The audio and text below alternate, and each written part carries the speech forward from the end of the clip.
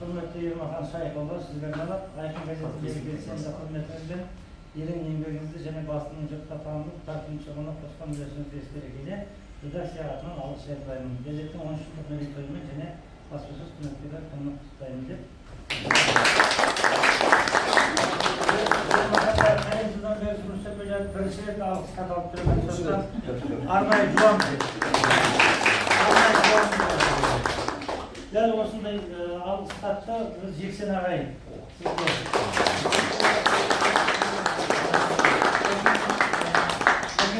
енді осы қанша жылдан бері осы Айқынның отының күнінің шарт деген сияқты сонда еңбек етіп келе жатқан ағаларыңыз, көкелеріңіз, біздің енді алдымыздағы аға буын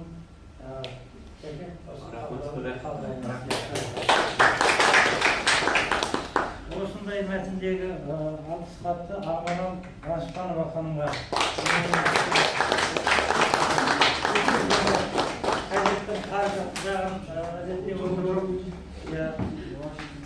өмірлік маңызы бар мәселе ма?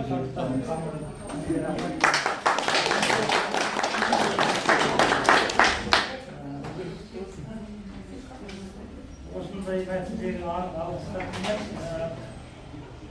Майра отып сөйле ма? Кем олса? Қалдыра тұрайын. Айнұр Қазгенова деген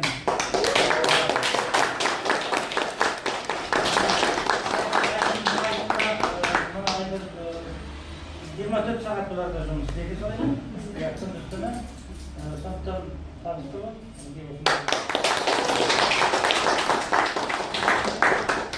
Енді біздің мына жарнама әкелу, тарту деген мәселе өте қиын. Адамдармен сөйлесу, ақша өздерін іздестіру деп жаңа ғана қол қойылған бір екі қағаз әкеліп жатыр. Зухра Сейітхановна.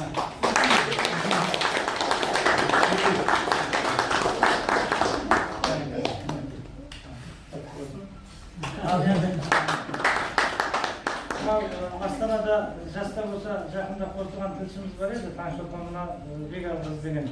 Бүкіл экспо бар, басқа Нұр Отан бар. Сол Нұр Отанның кеңсесінде түнеп жұмыс істеп жатыр. Енді талабына нұр жаусын деп, осы Таңшолпанға да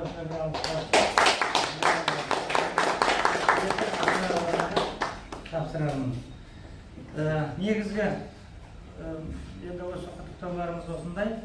Жалпы енді мынау газеттің жұмысы, оның творчестволық бағыт-бағдарын айқын ғой енді, бәрі соған атсалысып отыру деген ол үлкен жігер де керек, қайрат та керек, күш те керек, қуат та керек, жақсы көңіл күй де керек.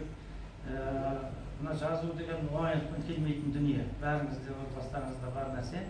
Сондықтан осындай үздіксіз шығармашылық үдерістің үстінде бізге қазір ойлы, салмақты, салиқалы, сараптама мақалалар, жақсы таңдаулы, талдамалы дүниелер көбірек келеді. Өйткені газеттер қазір ақпараттық бағыттан гөрі осындай талдамалы бағытқа қарай ауысатын кезең келді.